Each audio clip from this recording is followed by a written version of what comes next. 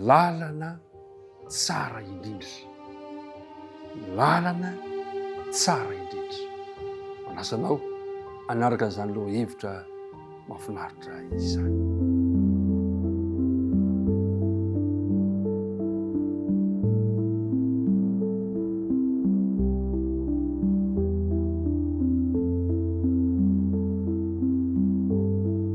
Ry mpiara-midinika namana, amin'ny fofeno hafaliana indray no iaonako aminao sy hitafako aminao amin'ity andro vaovao ity.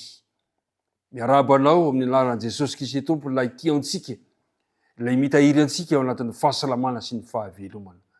Noho ny famindrampon'i Jehovah tokoa no tsy nalandritra antsika, ka dia mifankahita isika rehetra, mifampiaraba ary itononona aminao sy ny ankonanao indray ny fiadanan'ny Tompo amin'ity anio ity. Andeha ry hiaraka hivavaka isika raha nomboka ny dindinika hifanaovana. Ray malala any an-danitro, misaotra anao indray izahay noho ny fotoana sarobidy izay omenao anay ka ahafahana miara-mandinika ny teninao. Mamelany heloka sy tsy fahatanteranay satria izany mefitra mampisaraka anay aminao. Ka raha andinika ny teninao izahay amin'izao ora izao, dia iriana indrindra ny fanena masina mba harotsaka ao aty amponay, ampiteny anay, ampiaino anay, ary izany fanahy izany ihany keo no anome lesona sarobidy ho anay ahafahana miatrika indray ny fiainanay izay mbola omenao anay tsirairay avy. Dia mitenena Jehovah aho fa miaino ny mpanomponao aminaranao nangatana ny vavaka. Amen. Ny andininy natao tadina no anomboantsika indray ny fiarahana. Korintianina voalohany toko fahavatra ambin'ny folo ka ny andininy voalohany.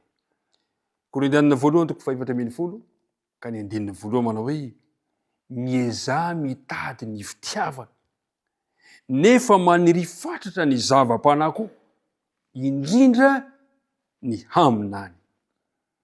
Misaotranao amin'ny fiarahana tamin'ny andinina tao tadina iny. Lalana tsara indrindra.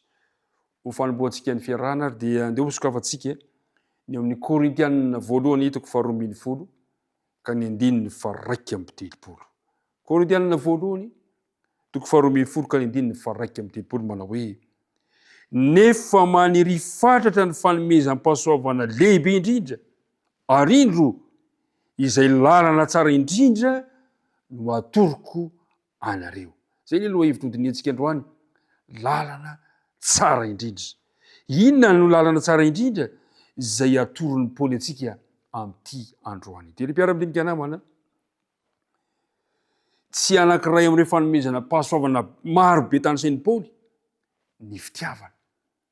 Fa ny fitiavana dia fitaovana ahafahan'ireo fanomezam-pahasoavana ireo manatratra ny tanjona faratapony ikendrena azy. Averintsika ilay mandeha.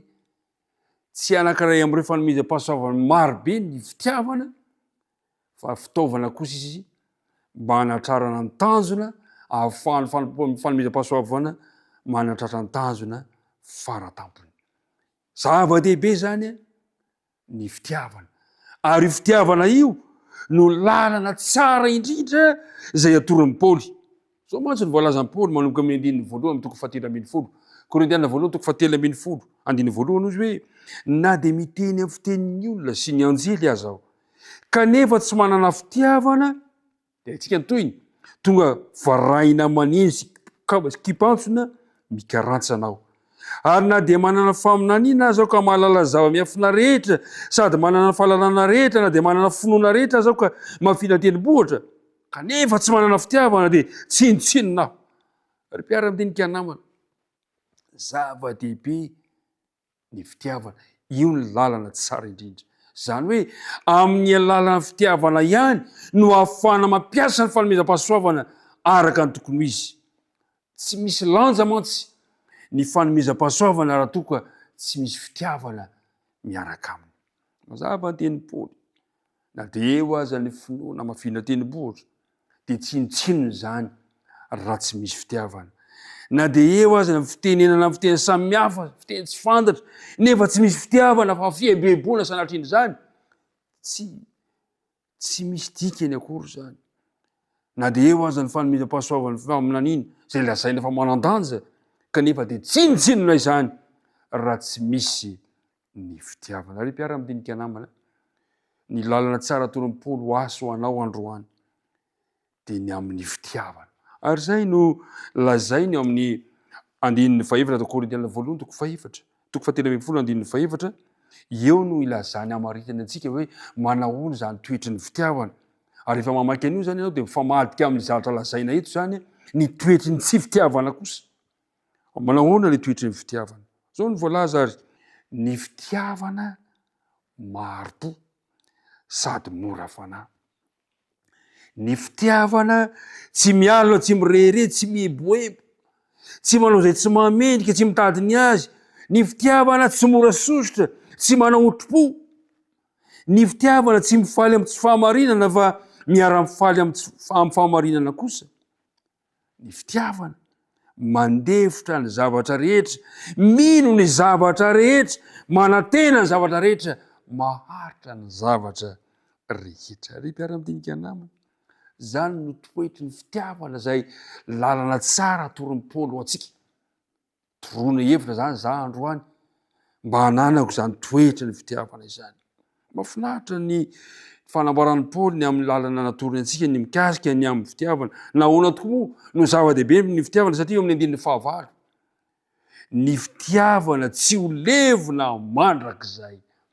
Ny fitiavana tsy ho levona mandrakizay. Ny mpiara-midinika namana, tiako mba hananatsika ireo fitiavana, toetry ny fitiavana ireo.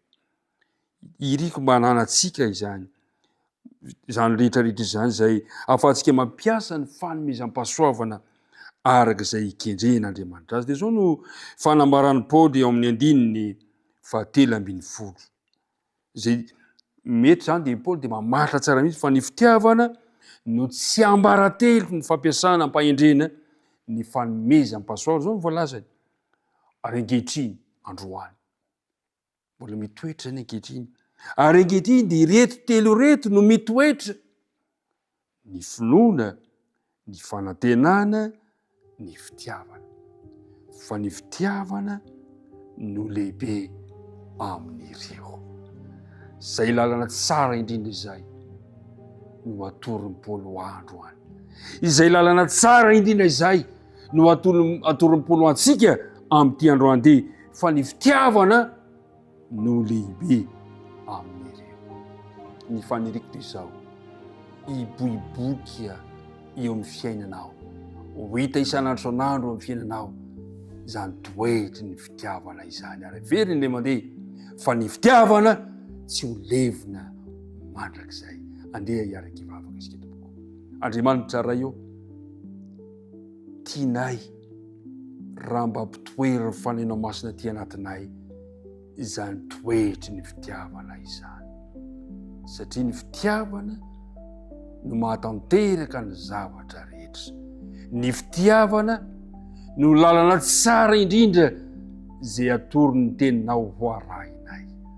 Ingeny ary izay reto mba ho olon'ny fitiavana. Zany no irinay sy angatanay minaran'i Jesosy. Amen.